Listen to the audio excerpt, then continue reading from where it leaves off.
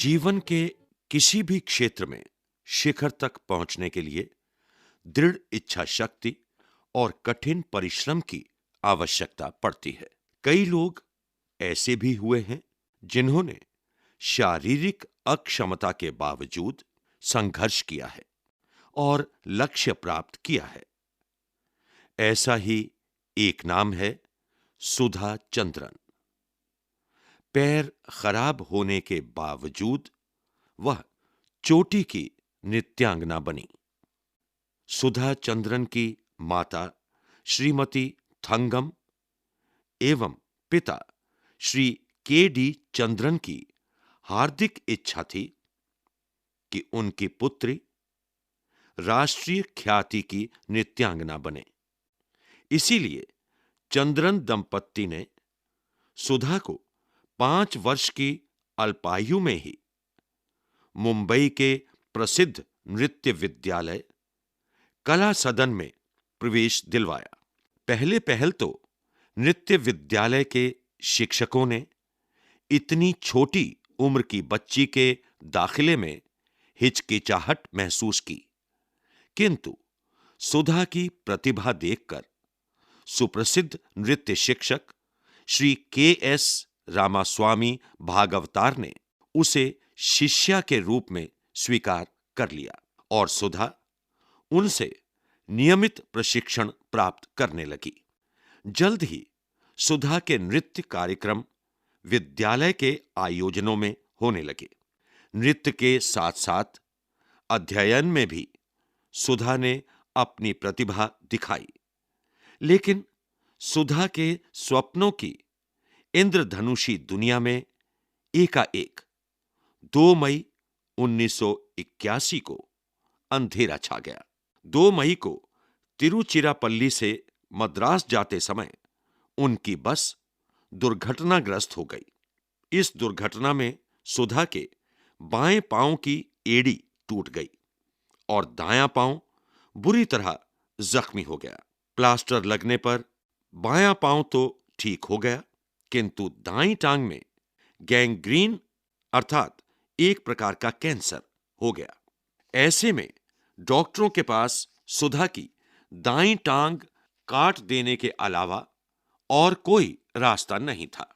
अंततः दुर्घटना के 1 महीने बाद सुधा की दाईं टांग घुटने के 7.5 इंच नीचे से काट दी गई। एक टांग का कट जाना संभवतः किसी भी नृत्यांगना के जीवन का अंत ही होता। सुधा के साथ भी यही हुआ। सुधा ने लकड़ी के गुटके के पांव और बैसाखियों के सहारे चलना शुरू कर दिया और मुंबई आकर वह पुनः अपनी पढ़ाई में जुट गई। इसी बीच सुधा ने मैग्सेसे पुरस्कार विजेता सुप्रसिद्ध कृत्रिम अंग विशेषज्ञ डॉक्टर पी.सी. सेठी के बारे में सुना। वह जयपुर गई और डॉक्टर सेठी से मिली।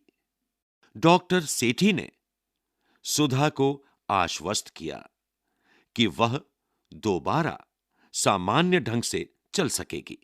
इस पर सुधा ने पूछा, क्या मैं नाच सकूंगी? डॉक्टर सेठी ने कहा, क्यों नहीं, प्रयास करो तो सब कुछ संभव है।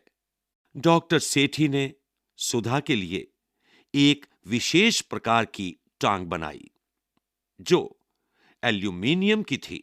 इसमें ऐसी व्यवस्था थी कि वह टांग को आसानी से घुमा सकती थी। सुधा एक नए विश्वास के साथ मुंबई लौटी और उसने नृत्य का अभ्यास शुरू करना चाहा, किंतु इस प्रयास में कटी हुई टांग से खून निकलने लगा। कोई भी सामान्य व्यक्ति इस तरह की घटना के बाद दोबारा नाचने की हिम्मत कतई नहीं करता, किंतु सुधा साधारण मिट्टी की नहीं बनी थी। जल्दी ही उसने अपनी निराशा पर काबू प्राप्त किया और अपने नृत्य प्रशिक्षक को साथ लेकर डॉक्टर सेठी से पुनः मिली। डॉक्टर सेठी ने सुधा के नृत्य प्रशिक्षक से नृत्य हेतु पांवों की विभिन्न मुद्राओं को गंभीरता से देखा परखा और एक नई टांग बनवाई, जो नृत्य की विशेष जरूरतों को ध्यान में रखकर बनाई गई थी। टांग लगाते समय डॉक्टर सेठी ने सुधा से कहा, मैं जो कुछ कर सकता था मैंने कर दिया, अब तुम्हारी बारी है। सुधा ने पुनः नृत्य का अभ्यास प्रारंभ किया। शुरुआत बहुत अच्छी नहीं रही। कटे हुए पांव के ठूंठ से खून रिसने लगा, किंतु सुधा ने कड़ा अभ्यास जारी रखा। कठिन अभ्यास से सुधा जल्द ही सामान्य नृत्य मुद्राओं को प्रदर्शित करने में सफल हो गई। 28 जनवरी 1984 को मुंबई के साउथ इंडिया वेलफेयर सोसाइटी के हॉल में एक अन्य नृत्यांगना प्रीति के साथ सुधा ने दोबारा नृत्य के सार्वजनिक प्रदर्शन का आमंत्रण स्वीकार कर लिया। यह दिन सुधा की जिंदगी का संभवतः सबसे कठिन दिन था, उस दिन से भी ज्यादा जबकि उसका पांव काट दिया गया था। सुधा का यह प्रदर्शन बेहद सफल रहा। चहेतों ने उसे देखते देखते पलकों पर उठा लिया और वह रातों रात एक ऐतिहासिक महत्व की व्यक्तित्व हो गई।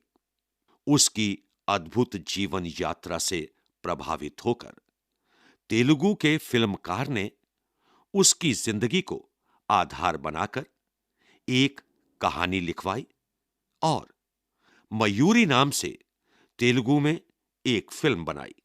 अपने पात्र को सुधा ने स्वयं पर्दे पर जीवंत कर दिया।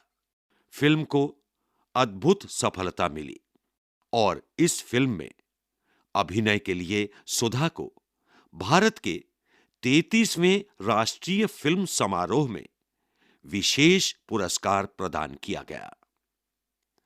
मयूरी की सफलता को देखते हुए इसके निर्माता ने यह फिल्म हिंदी में भी नाचे मयूरी नाम से प्रदर्शित की और सुधा ने पूरे भारत को अपनी प्रतिभा का मुरीद कर दिया। आज सुधा एक व्यस्त नृत्यांगना ही नहीं, फिल्म कलाकार भी है। सुधा को उसके असामान्य साहस और श्रेष्ठ उपलब्धियों के लिए कई पुरस्कार भी प्राप्त हो चुके हैं।